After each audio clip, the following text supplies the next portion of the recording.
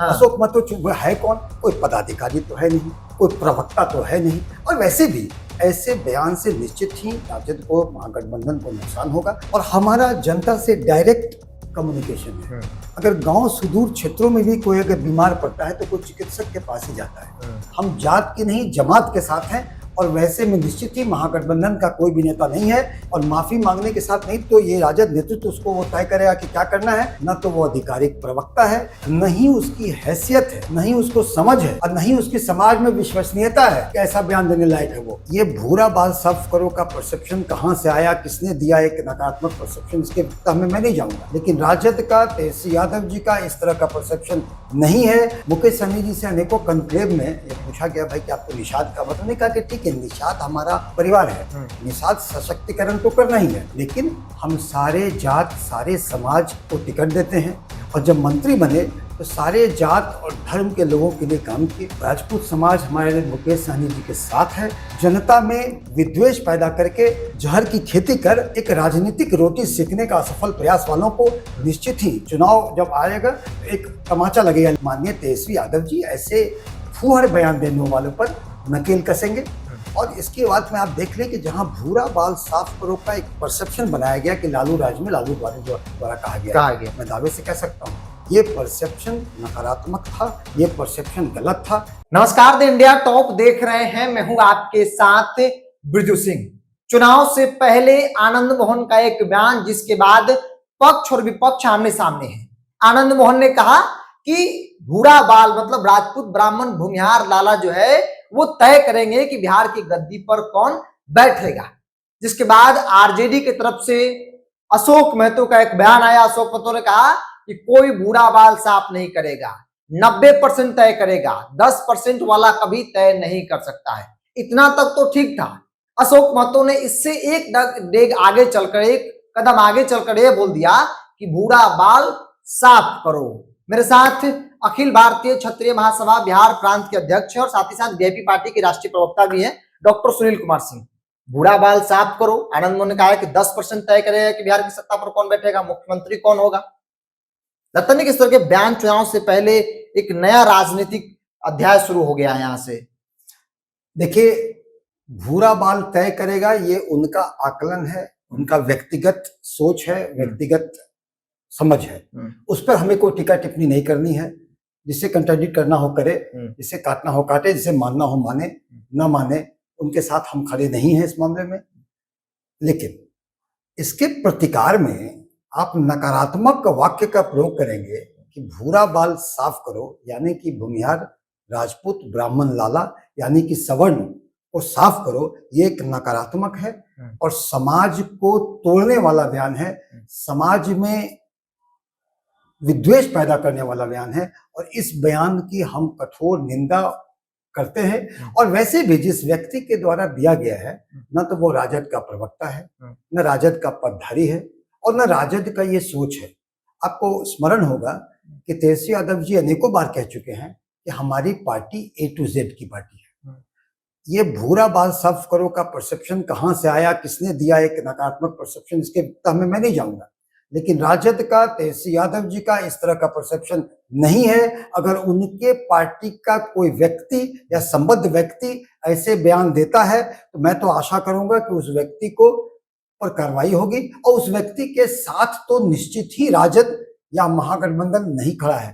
हमारे जो नेता हैं मुकेश सहनी जी से अनेकों कॉन्क्लेव में ये पूछा गया, भाई कि आप तो निषाद का मतलब, नहीं कहा कि ठीक है निषाद हमारा परिवार है, निषाद सशक्तिकरण तो करना ही है, लेकिन हम सारे जात सारे समाज को टिकट देते हैं, और जब मंत्री बने तो सारे जात और धर्म के लोगों के लिए काम किए। कैसे महाराष्ट्र में दुग्ध उत्पादन ज्यादा था, बिहार में कम था, तो उसके लिए इन्होंने एक रूपरेखा बनाई कि बिहार में दुग्ध उत्पादन बढ़े, मछली उत्पादन बढ़े, कि जो मत्स्य जीवी हैं, चाहे वो निषाद हो या ना हो, जो मत्स्य जीवी हो, उनको कैसे कैसे उनको फले फूले। तो जब वो मंत्री थे तो किसी एक जात के लिए तो काम नहीं किया, उन्होंने सारे बिहार के लिए काम किया। तो ये सोच उनका कभी नहीं है, ये सोच महागठबंधन का नहीं है। ऐसे व्यक्ति के बयान से कहीं ना कहीं महागठबंधन या राजद पार्टी कटघरे में आती है, और ऐसे बयान के साथ महागठबंधन का कोई नेता खड़ा नहीं है। और हम आशा करते हैं कि वैसे व्यक्ति को अंतरात्मा का ज्ञान होगा, वो माफी मांगेंगे, और माफी मांगने के साथ नहीं तो ये राजद नेतृत्व उसको वो तय करेगा कि क्या करना है। न तो वो आधिकारिक प्रवक्ता है, न ही उसकी हैसियत है, न ही उसको समझ है, और न ही उसकी समाज में विश्वसनीयता है कि ऐसा बयान देने लायक है वो। क्योंकि नाम के आगे सरदार लगाना, सरदार अशोक महतो कहना, एक मसीहा अपने आप को बताना है कि भाई पिछड़ा अति पिछड़ा समाज के एक मसीहा है, लड़ाई लड़ी। कब से, कब के मसीहा? कुछ दिन पहले तक कहाँ थे, कब बन गए मसीहा? और अपने ऊपर सरदार लगा लें, कोई लगा लें, कुछ इसके लिए व्यक्ति स्वतंत्र है, जो इच्छा हो लगावे, लेकिन दूसरे समाज पर ऐसे टिप्पणी करना हरगिज जायज नहीं है। इसके प्रतिकारात्मक भी हो सकते हैं एक्शन, और वो एक्शन से समाज में विद्वेष पैदा होगा। और हम समाज में शांति के परिचायक हैं, हम जात के नहीं जमात के साथ हैं, और वैसे में निश्चित ही महागठबंधन का कोई भी नेता नहीं है। ये परसेप्शन चुनाव के वक्त बिल्ड करके समाज में विद्वेष करके ऐसी बातें करने की असफल कोशिश होती है।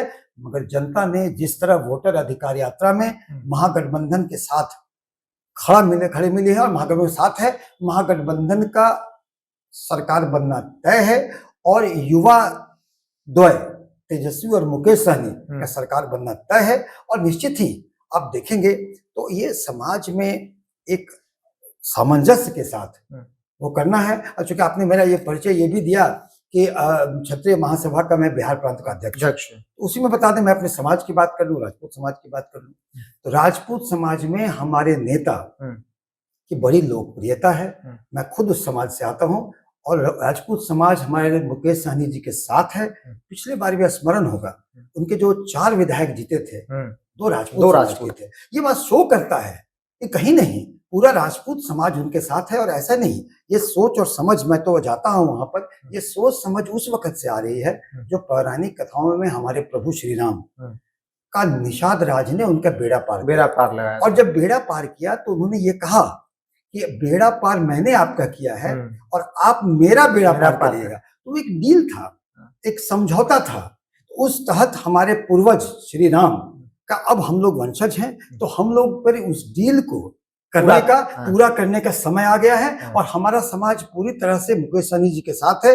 उनको उप मुख्यमंत्री बना के ही हम निषाद राज और प्रभु श्री राम का जो डील था उसको हम मूर्त रूप देने के लिए हमारा समाज तत्पर है। एक सवाल ये भी होता है, जब भूरा बाल की चर्चा होती है तो लोग लालू यादव को याद करते हैं।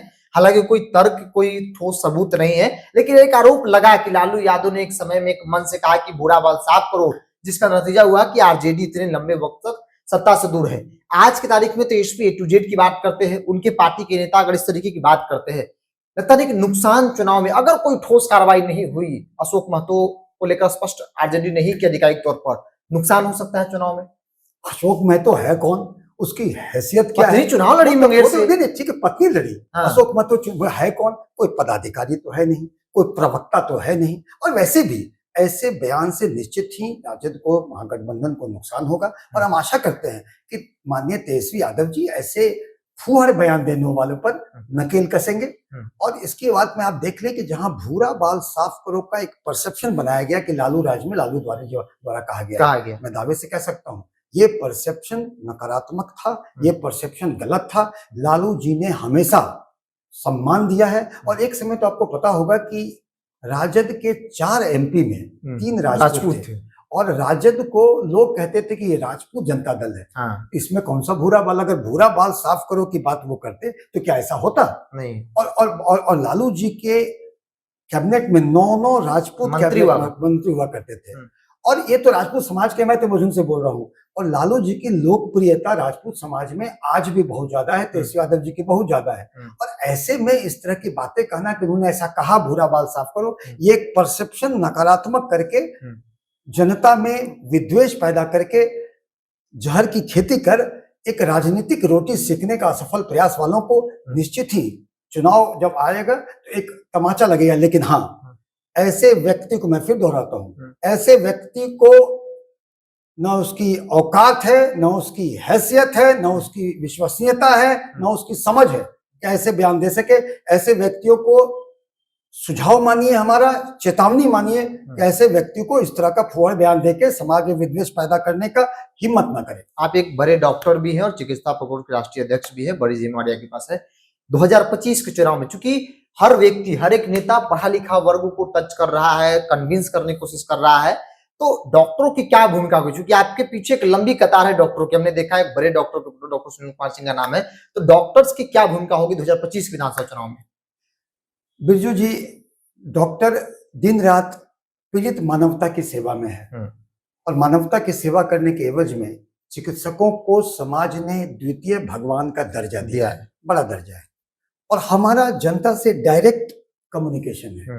अगर गांव सुदूर क्षेत्रों में भी कोई अगर बीमार पड़ता है तो कोई चिकित्सक के पास ही जाता है, और वो सुदूर क्षेत्र का डॉक्टर पूरे तरह उस गांव का हिला मिला होता है, एक प्रमुख व्यक्ति होता है जिसकी पैठ हर परिवार में होती है। तो निश्चित ही मेरे कहने का मतलब है कि चिकित्सकों का पैठ जनता में पूरी तरह से है।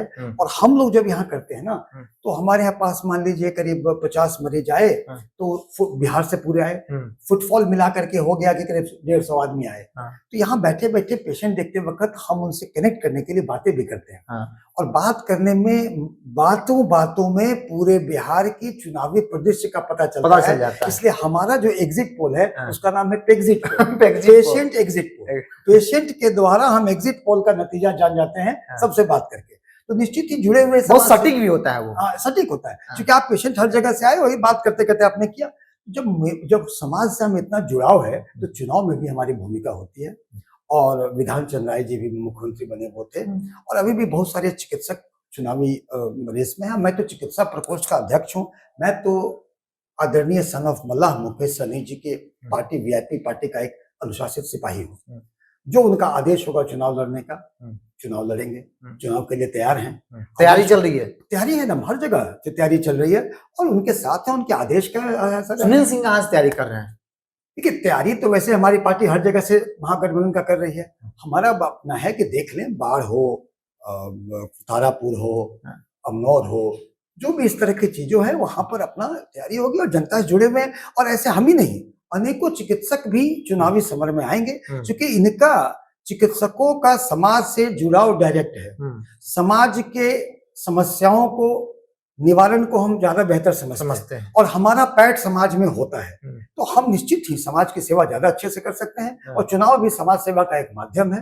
तो हम सब चिकित्सक लोग चुनाव में बढ़ चढ़ के हिस्सा लेते हैं, इन्फ्लुएंस भी करते हैं, चुनाव भी लड़ते हैं, समाज सेवा भी करते हैं। तो चलिए, डॉक्टरों की बड़ी भूमिका होगी, और आमतौर पर नेता से कहीं ज्यादा मेरा मानना है कि बात जो है प्रभावशाली डॉक्टरों को होता है। क्योंकि कोई भी पेशेंट आता है, इन्होंने कहा और लोग ही मानते हैं कि डॉक्टर भगवान का दूसरा रूप होते हैं, और कोई अगर पेशेंट डॉक्टर की लगा हो गया तो किसी भी हाल में डॉक्टर की बात को कोई काट नहीं सकता। इन्होंने कहा कि एग्जिट पोल, और इनका जो पोल होता है बिल्कुल सटीक होता है। तो ऐसे में तमाम बातों की चर्चाएं हुई। एक नेता के तौर पर, एक राजपूत नेता के तौर पर, एक पार्टी के राष्ट्रीय प्रवक्ता के तौर पर उन्होंने बताया इस तरीके की बयानबाजी कतई समाज स्वीकार नहीं करेगा। ये आरजेडी के हो नहीं सकते हैं। ऐसे में आरजेडी को भी ऐसे लोगों से दूरी बनानी चाहिए। अशोक वैद्य के बयान पर तमाम बातों की चर्चा हुई। डॉक्टर्स की क्या भूमिका रहेगी चुनाव में, तमाम चीजों को लेकर आप भी अपनी प्रतिक्रिया को कमेंट्स बॉक्स में रखिए। इस पूरी रिपोर्ट में इतना ही। बहुत बहुत धन्यवाद।